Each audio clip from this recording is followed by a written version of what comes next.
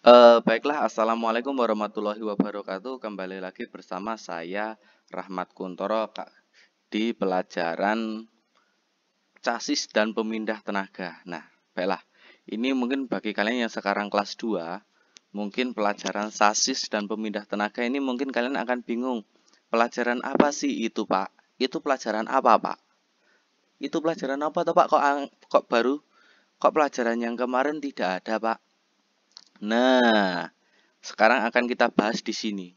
Kalau di kelas 1, kalian mempelajari tentang pekerjaan dasar, teknik listrik dasar, dan teori dasar. Sekarang kita sudah mulai masuk ke dalamnya.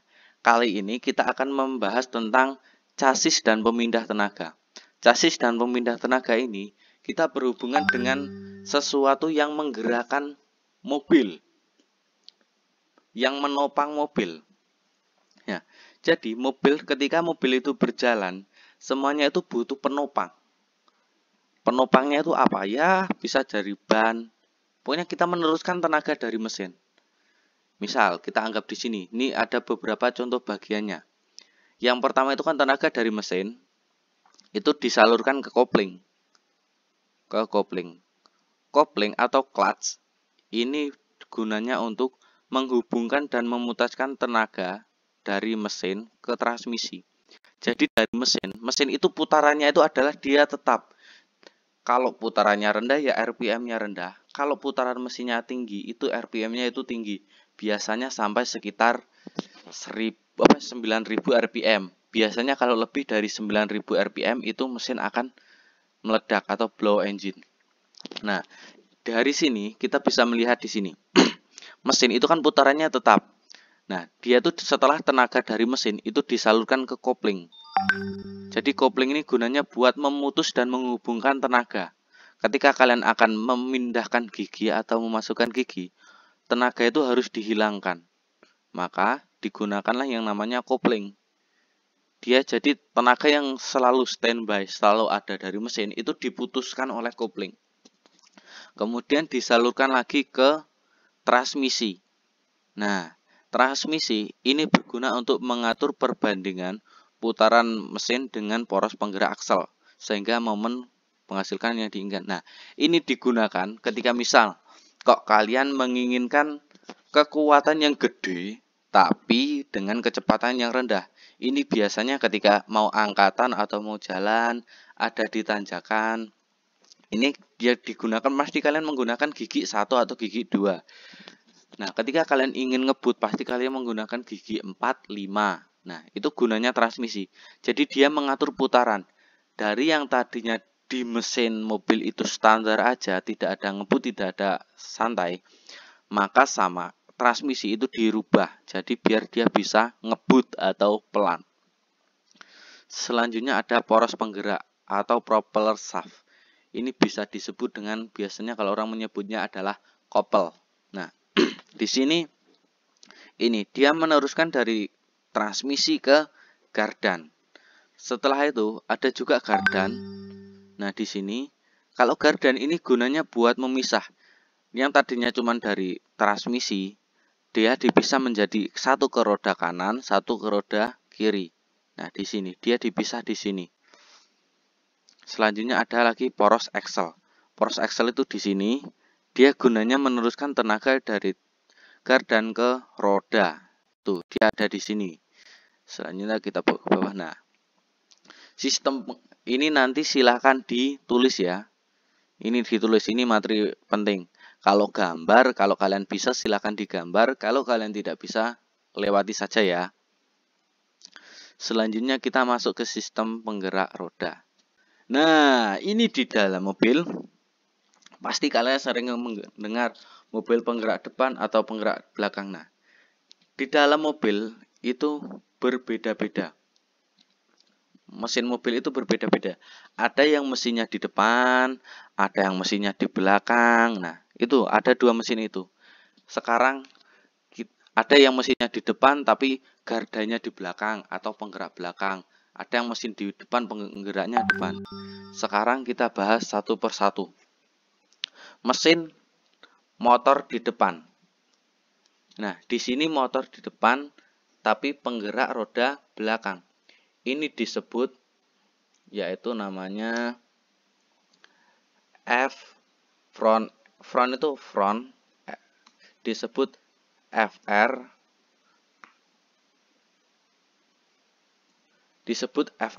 front engine, rear different. Nah, di sini FR ini disebut front engine. Nah, di sini itu mesinnya itu ada di depan, tapi penggeraknya itu ada di belakang. Kalau keuntungan dan kerugian ini nanti silakan ditulis. Nah, mesin ini, mesinnya itu ada di depan kap mesin, tapi gardanya atau yang menggerakkan mobil, bannya yang berputar itu di bagian ban belakang.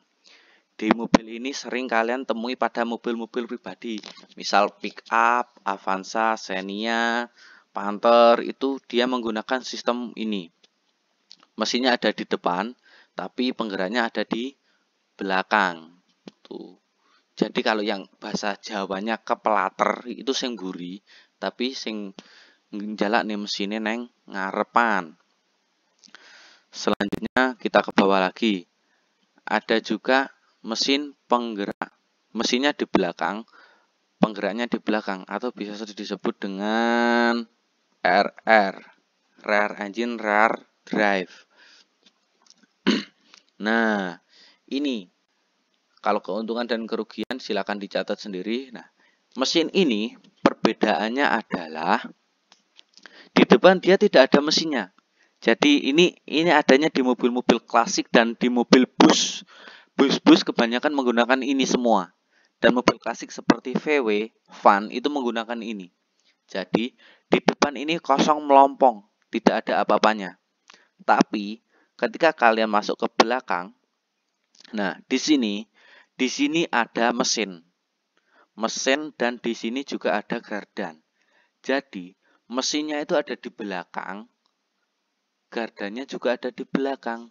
Keuntungannya menggunakan sistem ini adalah kalian bisa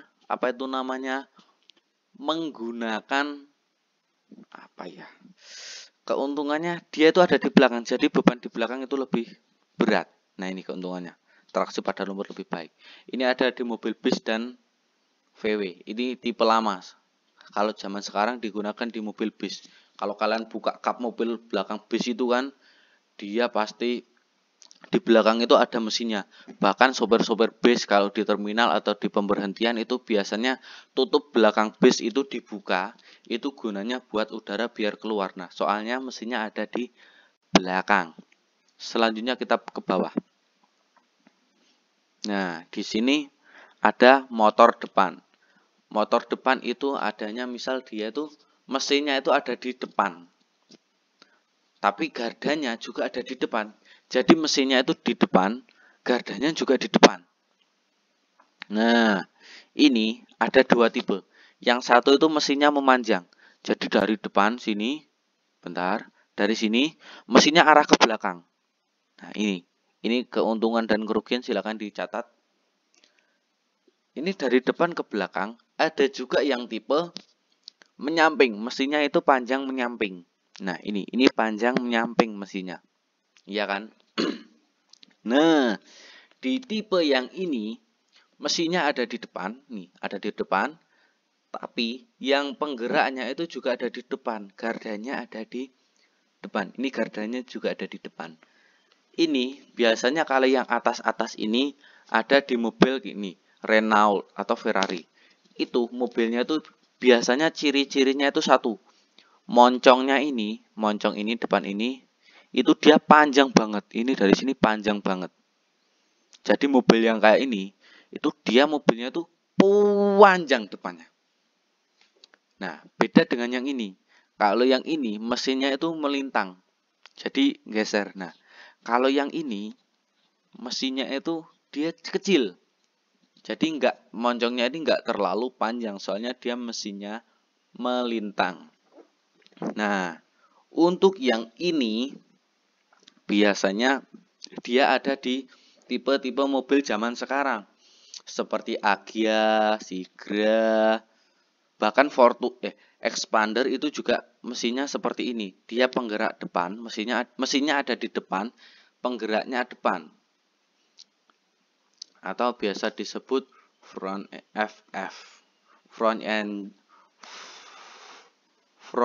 engine, front drive. Nah, tuh.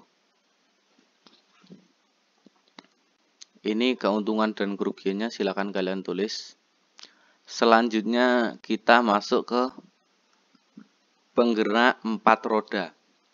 Nah, kalau yang penggerak 4 roda itu beda lagi.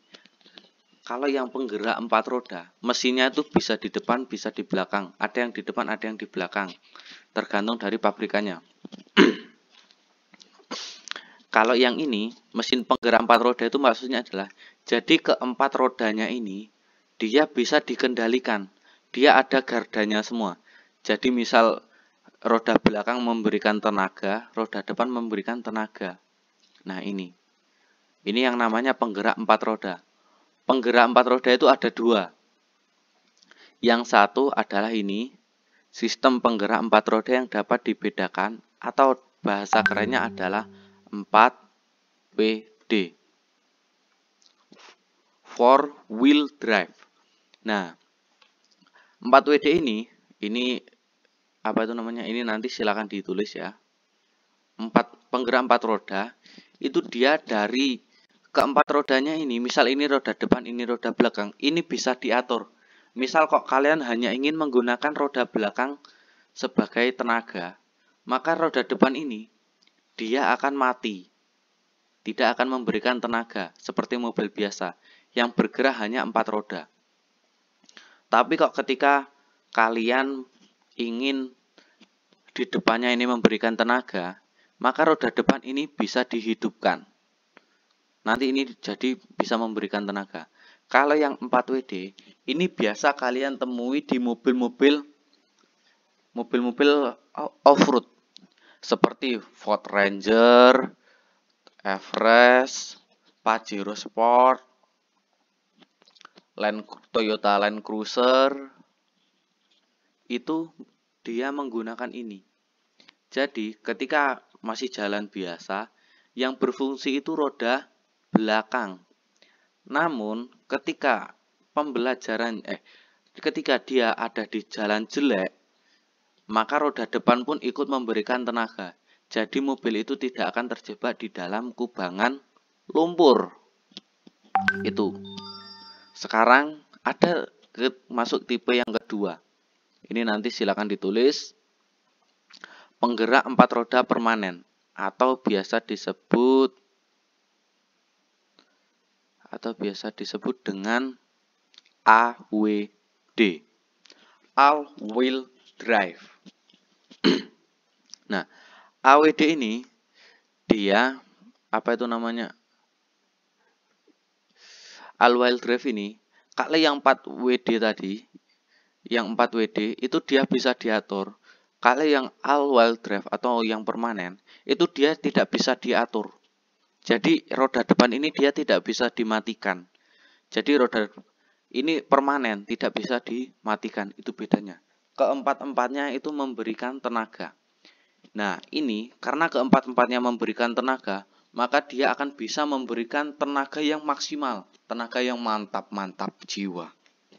Ini adanya di mobil-mobil, biasanya mobil kelas mewah atau sport car, mobil-mobil balap biasanya menggunakan ini. Kalau di contohnya itu ada yang kesukaan saya ini, Nissan GT-R, Mitsubishi Lancer Evolution, Ferrari, Lamborghini. Itu dia menggunakan tipe yang all-wheel drive. Jadi keempat rodanya ini semua memberikan tenaga. Jadi ketika kita mau ugal-ugalan, jangan seperti saya yang kerjanya ugal-ugalan. Mau kebut-kebutan itu enak sekali. Kita tinggal gas, terus Itu giginya, aduh tenaganya mantap sekali, mantap jiwa. Semuanya memberikan tenaga sehingga mobil bisa melaju secepat kilat. Tuh, itu ya. Itu kalau apa itu namanya? Mobilnya. Jadi semuanya ini ngebut cus. Itu tentang mobil, penggerak mobil. Itu nanti silahkan ditulis ya.